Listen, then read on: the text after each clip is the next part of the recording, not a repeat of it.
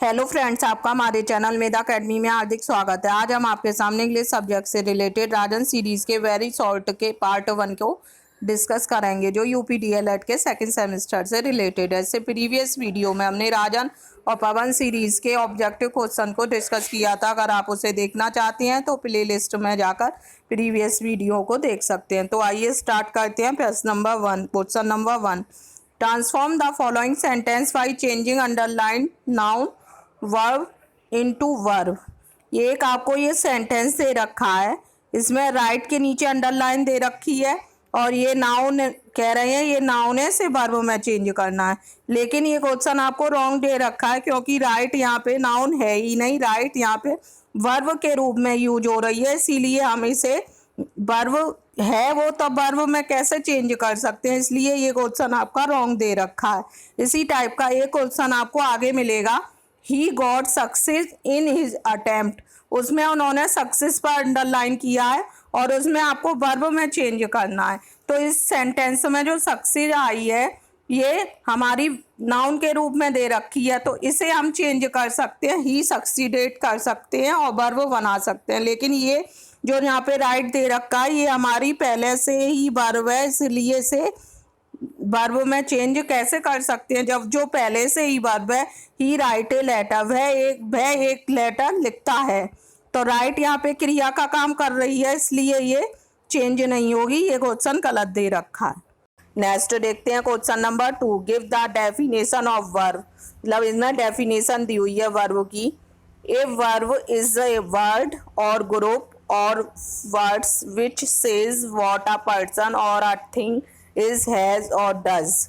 Verb एक शब्द है जो कि ये बताता है कि एक व्यक्ति है या वस्तु है, रखती है या क्या कर रही है, इसके बारे में हमें जानकारी देता है। Verb are used to show what a person or thing is doing, being or processing. अर्थात यह कार्य का होना, ना होना या रखने के बारे में बताती है। वर्ब का यूज यह प्रदर्शित करता है कि व्यक्ति या वस्तु क्या कर रही है या क्या प्रोसेसिंग हो रही है। Verb are also called action और डूइंग वर्ड्स। वर्ब को हम एक्शन वर्ड या डूइंग वर्ड्स के नाम से भी जानते हैं। नेक्स्ट देखते हैं, which letter is silent in the word. Column में कौन सा लेटर साइलेंट है? कॉलम। जबकि इसमें एन की कोई भी साउंड नहीं आ रही है, तो हमारा आंसर एन हो जाएगा। नेक्स्ट देखते हैं, which letter is silent in the word psychology. Psychology में पी स्टार्टिंग में लगा हुआ है, पी की कोई साउंड नहीं आ रही है, इसलिए पी लेटर साइलेंट हो जाएगा। ऐसे ही है साइकोथेरेपी में भी पी लेटर साइलेंट होगा। नेक्स्ट देखते हैं question number 5, right the 4 silent words of के ऐसे वर्ड्स बताने हैं जिसमें के साइलेंट हो। के लिखा तो हो लेकिन के की साउंड नहीं निकले, जैसे नाइफ में एन की साउंड निकल रही है, ना की। नॉक में भी ना की, नाइट में भी ना की, और जबकि के लिखा हो नॉलेज में भी ना की। इनमें ना की साउंड निकल रही है, लेकिन स्टार्टिंग में सब में के दे रखा है, तो ये साइलेंट वर्ड्स हैं के साउंड के। नेक्स्ट देखते हैं question number 6, right the 5 silent words of you. You जिसमें साइलेंट हो वो 5 वर्ड्स लिखने हैं, वुल्ड, बुल्ट, गुल्ट, गाइड और गैस। इन सब में यू यूज हुआ है, लेकिन यू इसमें सब में साइलेंट है। नेक्स्ट देखते हैं, explain the meaning of pronunciation. Pronunciation का मीनिंग आपको एक्सप्लेन करना है। इसमें pronunciation are given only where they are likely to cause problem for the native speaker और English, in particular for foreign words. Pronunciation वहाँ दी जाती है जहाँ बोलने वाले को इंग्लिश में मुख्यतः फॉरेन वर्ड्स,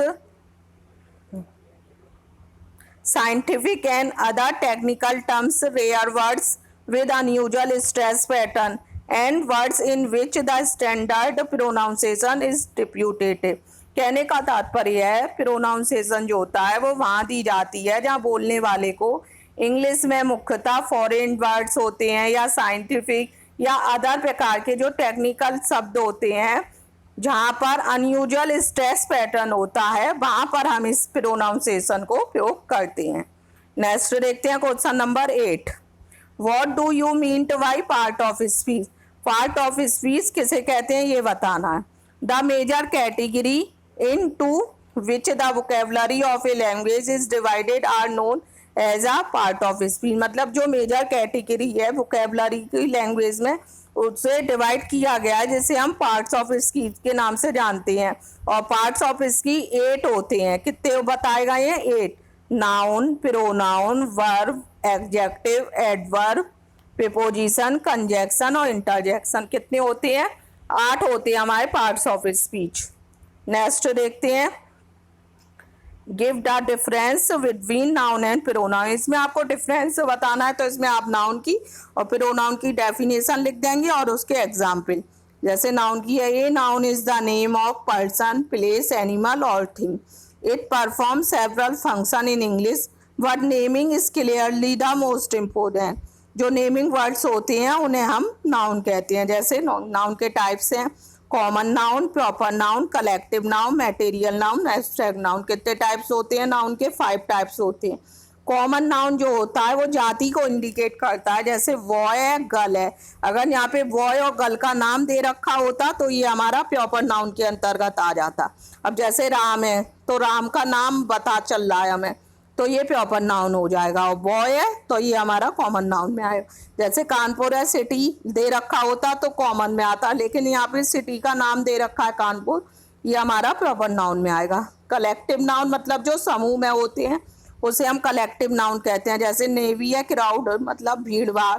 नेवी में बहुत सारे लोग होते हैं, एक लोग नहीं होता, इसलिए जो समूह में रहते हैं उसे हम कलेक्टिव नाउन कहते हैं। मटेरियल, कोई भी मटेरियल हो, वुड, मिल्क, सिल्वर, गोल्ड, जो भी मटेरियल हमारे होते हैं वो सब हमारे मटेरियल नाउन में आते हैं। एब्स्ट्रैक्ट नाउन, एंगर और फियर, जो हम महसूस करते हैं लेकिन देख नहीं सकते, वो सब हमारे किस में आते हैं? एब्स्ट्रैक्ट नाउन में आते हैं।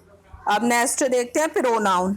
ये नाउन का हो गया, इसमें डिफरेंस पूछा है, आपको अंतर बताना है नाउन और प्रोनाउन के बीच में क्या अंतर है। तो पहले हम नाउन बता देंगे, उसका एग्जाम्पल और उसके टाइप्स। अब प्रोनाउन का डेफिनेशन और उसके टाइप्स बताएंगे। A pronoun is a word which is used instead of noun. मतलब जो नाउन के स्थान पर हम प्रयोग करते हैं उसे प्रोनाउन कहते हैं। जैसे इसके एग्जाम्पल देखिए, सबसे पहला पर्सनल प्रोनाउन। आई, वी, अस का यूज करते हैं पर्सनल प्रोनाउन में, व्यक्ति से रिलेट करते हैं।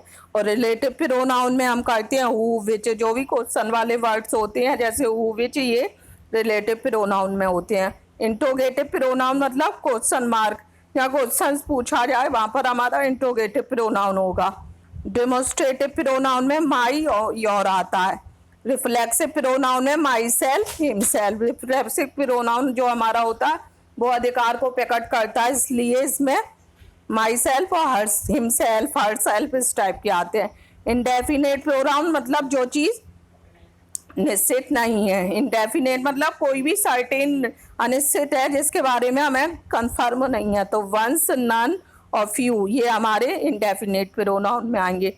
डिस्ट्रीब्यूटिव मतलब विभाग सूचक प्रोनाउन, आइदर और नाइदर। अब नेक्स्ट देखते हैं question number 10, what do you mean by adjective. Adjective से आप क्या समझते हैं? एडजेक्टिव की डेफिनेशन बतानी है। An adjective is a word which describe quality, quantity, number and serial of noun और प्रोनाउन। मतलब एक एडजेक्टिव ऐसा वर्ड है जो डिस्क्राइब करता है क्वालिटी को, क्वांटिटी को, नंबर को और नाउन और प्रोनाउन के सीरियल को। जैसे एग्जाम्पल भी दे रखा है, he is an old man. जो मैन है वो कैसा है? ओल्ड। जो ओल्ड दे रखा है वो हमारा एग्जेक्टिव हो जाएगा। जैसे Sita is a good girl, तो गुड आ रहा है जो इसमें वो हमारा एग्जेक्टिव हो जाएगा। मतलब कोई विशेष बात बताए उसे हम एग्जेक्टिव कहते हैं। जो नाउन और प्रोनाउन की विशेषता बताते हैं उसे हम एग्जेक्टिव कहते हैं। जैसे Sita is a good girl, तो गुड है, सीता की विशेषता बताई जा रही है तो इसमें गुड हमारा एग्जेक्टिव हो जाएगा। ऐसे ही मैन है, मैन के बारे में बता रहे हैं कि ओल्ड है तो विशेष बात बता रहे हैं, ये हमारा एग्जेक्टिव हो जाएगा। नेक्स्ट देखते हैं question number 11, what is sentence. Sentence क्या है? Sentence is the group of word which make complete sense. Sentence एक शब्दों का समूह है जो सेंस को कंप्लीट करता है। मतलब कहने का तात्पर्य है सेंटेंस वही माना जाएगा जो अर्थपूर्ण हो। ऐसा नहीं हो सकता कि आपने कोई भी सेंटेंस बना दिया लेकिन उसका अर्थ ही नहीं समझ आ रहा है या कोई उसका अर्थ ही नहीं निकल रहा है, तो वो सेंटेंस ठीक नहीं होगा। इसीलिए इसमें दे रखा है sentence is the group of word. Sentence जो है वो शब्दों का समूह है विच मेक कंप्लीट सेंस, जिससे पूरा सेंस निकले। ऐसा ना हो कि कोई उसका अर्थ ना निकले, उसका सेंस निकले, वो सेंटेंस है। नेक्स्ट देखते हैं question number 12। Give the meaning of conjunction with example.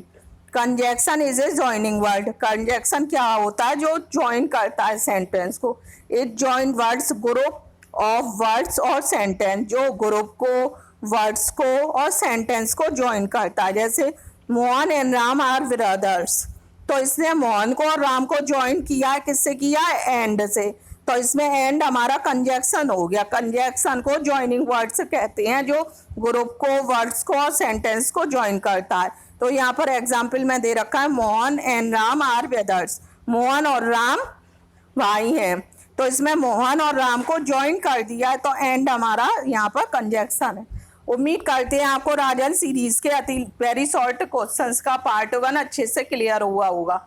अगर आपको ये वीडियो पसंद आया हो तो प्लीज़ हमारे वीडियो को लाइक कीजिए और इसका अगला पार्ट देखने के लिए हमारे चैनल को सब्सक्राइब कीजिए और अधिक से अधिक लोगों को शेयर कीजिए। Thank you.